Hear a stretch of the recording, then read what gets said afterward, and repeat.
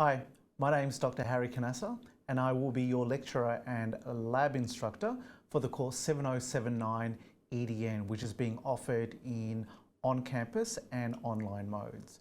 But before we begin, I'd just like to acknowledge the Yugarabal and Yugambeh, the traditional custodians of the lands upon which I teach.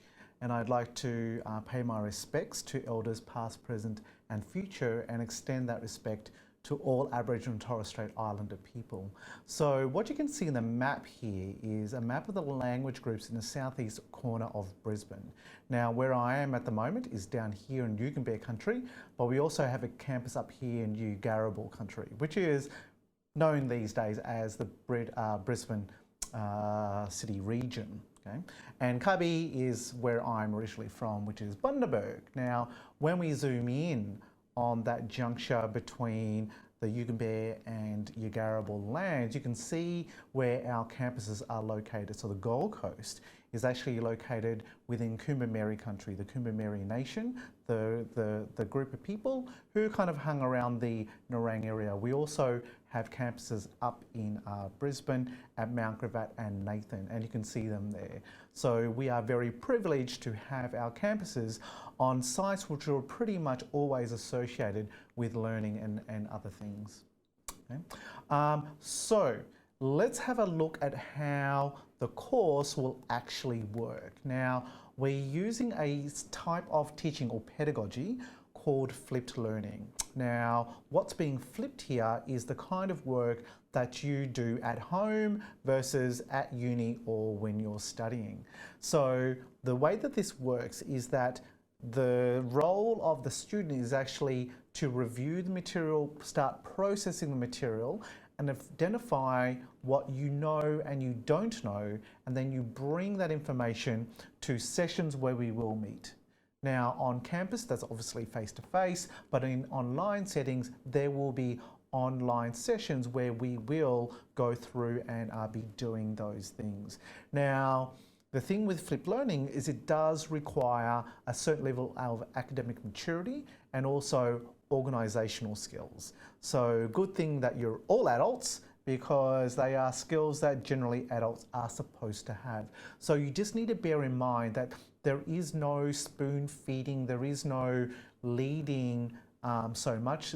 You are going to have to do a lot more work than you are probably traditionally used to in educational settings. Okay?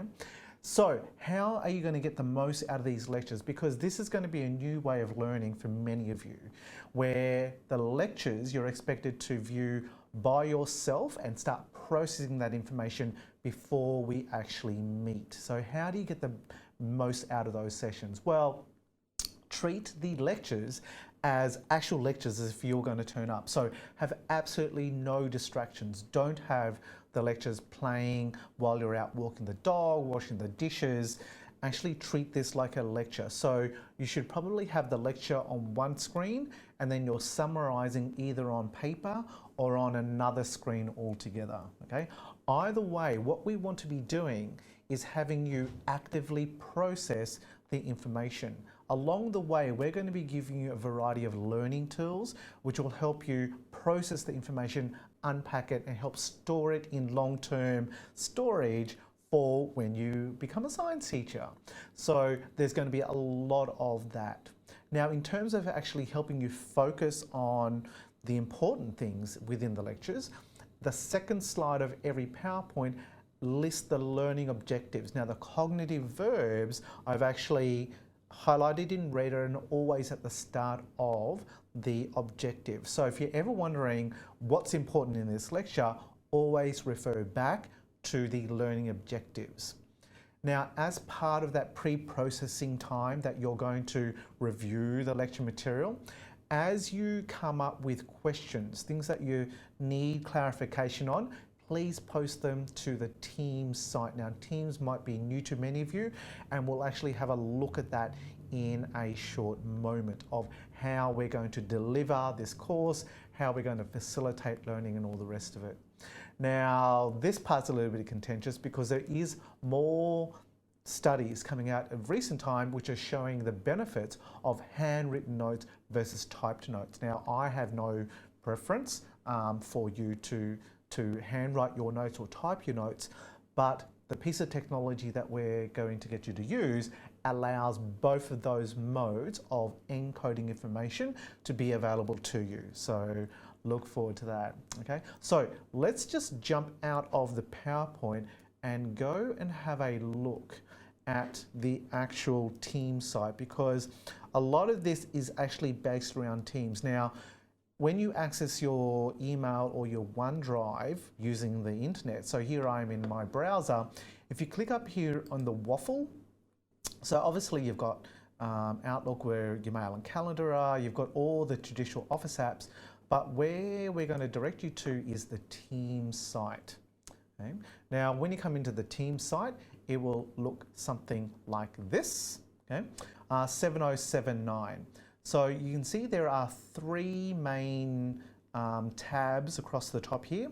So the first one is conversations. This is the discussion board. This is where you're going to post questions about assessment, about the course content, about lab sessions, whatever it is. This is where you're going to post those. And we're going to be also sharing a variety of online resources using that particular channel. When there are documents, on the other hand, they'll all be housed in the files section. So just because we are still in the planning, construction phase, there's very little here, but that will become populated by the time that you have started your course. Now, one of the key features for you to have a look at while you're here is this OneNote notebook, okay? Now, I'm just going to come back here so that you can see the sections. Now, what we've done is we've created a space for you to record your lab work and a space for you to record your lecture work, okay? And they are over here, so labs and lectures. I'll explain these sections later on as we jump into the course.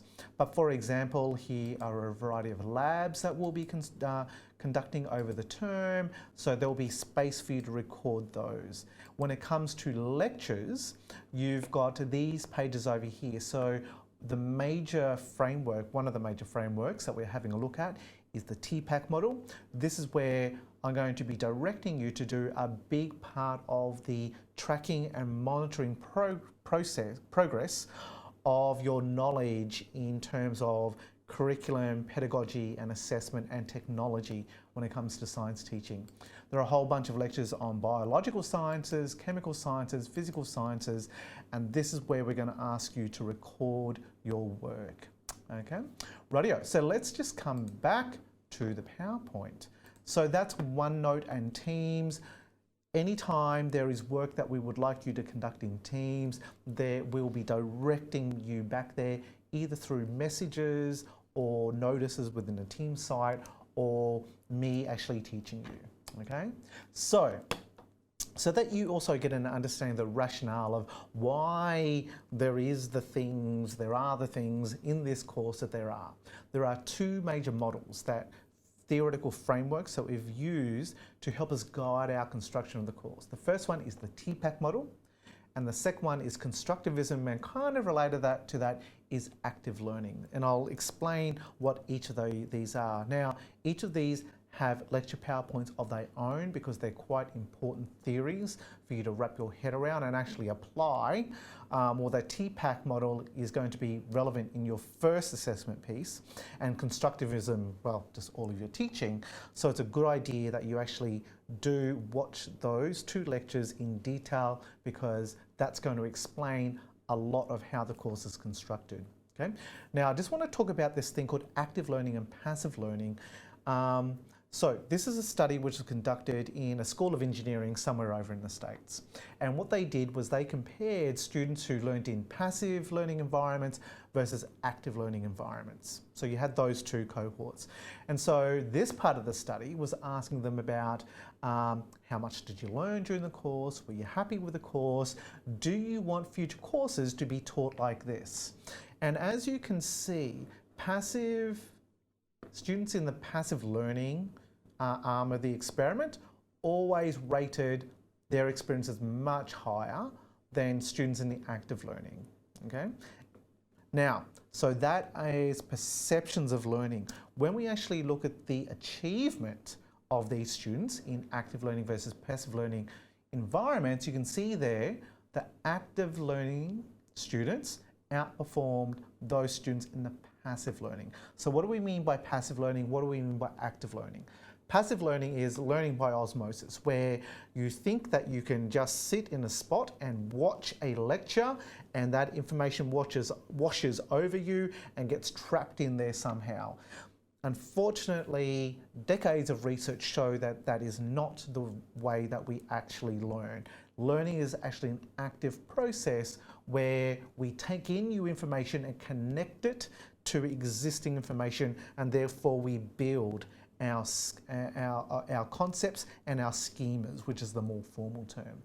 So that uncomfortableness that as you are going through the learning process, kind of that middle of the trimester towards the end when all the assessment starts to hit, you're in the learning pit, okay? And that learning pit is where learning just sucks, it's just so hard. You know, everything, you might be in a fog, you can't make heads nor tail of things, but eventually you do come out of the pit.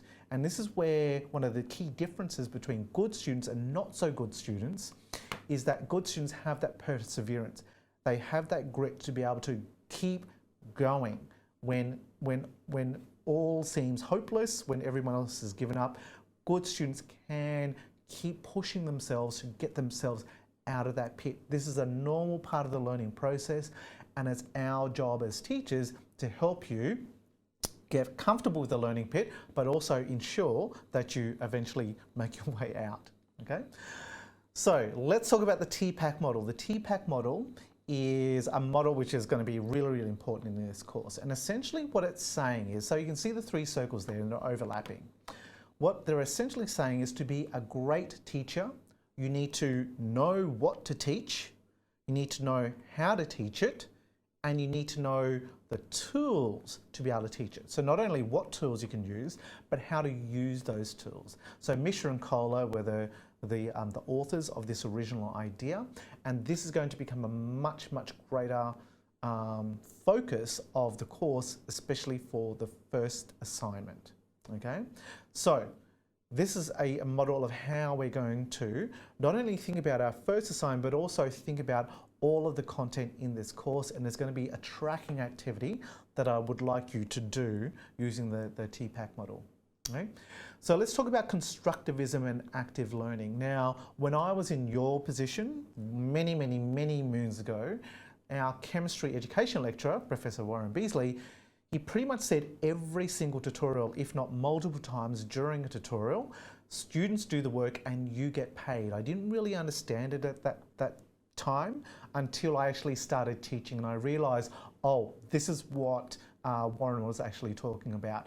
The learning needs to be actively done by the students, okay? Of more recent time, I work with Ange Dillon, who's the head of mentoring at the STEAM Teacher Education Centre of Excellence, and she's also very fond of saying that particular quote, if you're working harder than your students, you're doing it wrong. What I want to emphasize is this is not a course where I will spoon feed you, where you can just get the PowerPoints and treat those as your textbook. There's going to be a lot of work on your behalf of actually, for example, getting more resources, but also the processing, encoding of that information. Make sure that it shifts into long-term memory, which is the goal of all this. So I just want to leave you with this final thought that the way that I think of learning, and actually many people think of learning, is that active is actually a learning process where we all get new bits of information and we get other bits of information and that we connect them. The learning is where we start to connect ideas, disparate ideas, not simply into two-way relationships, but in webs. So you can imagine that the more you learn about a topic, the larger your web of knowledge grows. Now that's more formally called schema, but if you think about it as a spider's web, that just grows and grows over time as you become more knowledgeable and more expert in a field. And this is where the construction in constructivism actually comes into play, in that the creation of that network, that schema, is actually an active process. You, the learner, needs to look at that new bit of information and figure out, where does this actually connect to what I know? Okay? And through that process of figuring that out, we'll actually give you tools, learning tools, to help you in that process. That is what learning is. Okay? Excellent. So that's all I have to say at this point. See you in the course. Thank you.